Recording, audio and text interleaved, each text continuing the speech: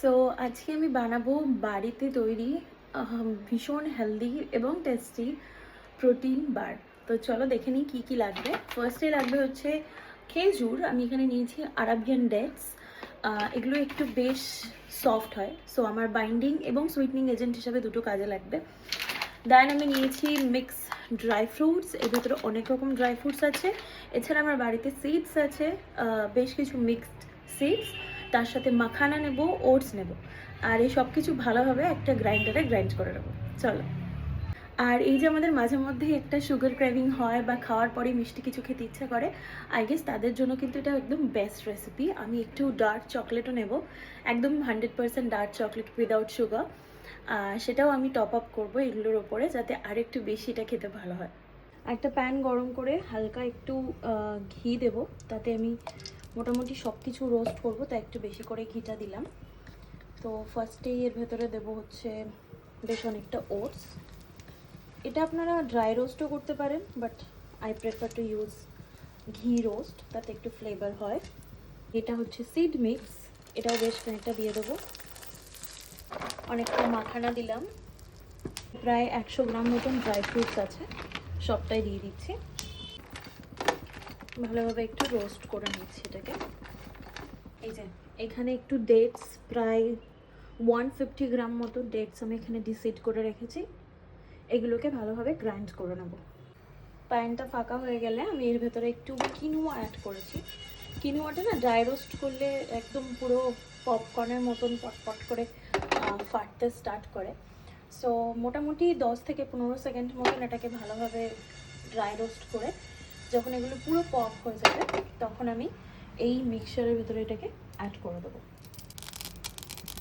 এই যে এই সাউন্ডটা হচ্ছে কিনুয়ার পপ সাউন্ড, ঠিক আছে? মানে এটা হলে বুঝতে পারবে যে কিনুয়াগুলো পপ হয়ে গেছে। এই মিক্সচারে যে বড় দানাগুলো ছিল সেগুলোকে আমি এখানে ট্রান্সফার করে এটাকে ভালোভাবে ঠান্ডা করে গ্রাইন্ড করে নেব। নিয়েছি একটুখানি ঘি আর একটু পিনাট বাটার। এটাকে একটু ভালোভাবে গলিয়ে নেব, নিয়ে এই পিনাট বাটারটা এই ছোট মিশ্রণের মধ্যে ঢেলে দেবো।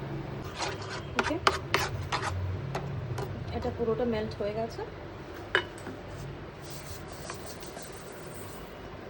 অর্ধেক ছোট মিক্সচারটা আমি এর মধ্যে ঢেলে ভালোভাবে মিশিয়ে নেব।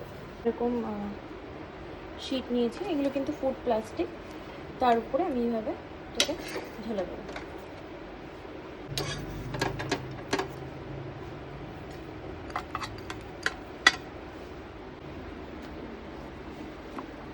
একদম প্যাকড করে রেখেছি, এটাকে ঠান্ডা করে ফ্রিজে ঢুকিয়ে দেবো।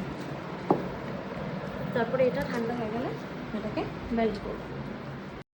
প্রথমে ড্রাই ফ্রুটসগুলোকে ভালোভাবে এখানে ব্লেন্ড করে একটা এরকম পাউডার ক্রিয়েট করছি। এর মধ্যে অ্যাড তারপর করলাম তার ভেতরে খেজুরগুলো। খেজুরগুলো দিয়ে ভালোভাবে ব্লেন্ড করব। এটা কিন্তু অলরেডি মিক্স হতে শুরু করেছে, আরও একটু মিক্সড হবে। পুরো মিশ্রণটা ভালোভাবে একদম আঠালো একটা মতন হয়ে গেছে, আর আগের লেয়ারটাও বেশ ঠান্ডা হয়ে গেছে। তো এবার আমি এই খেজুরের মিক্সচারটাকে ভালোভাবে দিয়ে ভালোভাবে একটু চামচ দিয়ে এটাকে প্যাড করে দেবো, যাতে মিক্সচারটা একদম টাইটলি আটকে যায়। এবার যাবে এটা ডিপ ফ্রিজে প্রায় ওভারনাইটের মতো। বেশ খানিকটা খেজুরের মিক্সচার রয়ে গেছিলো, তাই সেগুলো দিয়ে প্রোটিন বল বানিয়ে নিয়েছি। বেশ সুন্দর খেতে হয়েছে এগুলো। তোমরা কিন্তু প্রোটিন বল পর্যন্ত রেসিপিটা রাখতে পারো, বাট আমি নেক্সট ডেতে এখানে একটু ডার্ক চকলেট মেল্ট করছি মাইক্রোওভেনে। তারপর সেটাকে টপ আপ করব আমার আগের দিনে তৈরি করা প্রোটিন বারের যে মিক্সচারটা ছিল তার উপরে। ওটা অলরেডি ফ্রিজ থেকে বার করে আমি এখানে ডার্ক চকলেট আমি এখানে ভালোভাবে স্প্রেড করে দিচ্ছি, আর ওপর থেকে একটু সিডও আমি স্প্রিঙ্কল করে দেবো। তবে তোমরা এই পিনাট বাটারের মিক্সচারটা যেটা একদম ফার্স্টে ইউজ করেছি, ওটার সাথেও হালকা একটু খেজুর পেস্ট করে দিতে পারো, তাতে অনেক ভালো বেশি বাইন্ডিং হবে, যেটা আমি পরে বুঝতে পেরেছি। তো এটাকে সেট হওয়ার জন্য আমি 1 ঘন্টা মতন ফ্রিজে রেখে দিয়েছিলাম, একদম ডিপ ফ্রিজে -19 ডিগ্রি সেন্টিগ্রেডে। ওকে,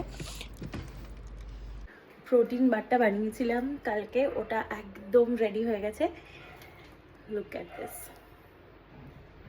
এবার এটাকে ডিমোল্ড করব আর ছোট ছোট পিস করে কাটবো। চলো।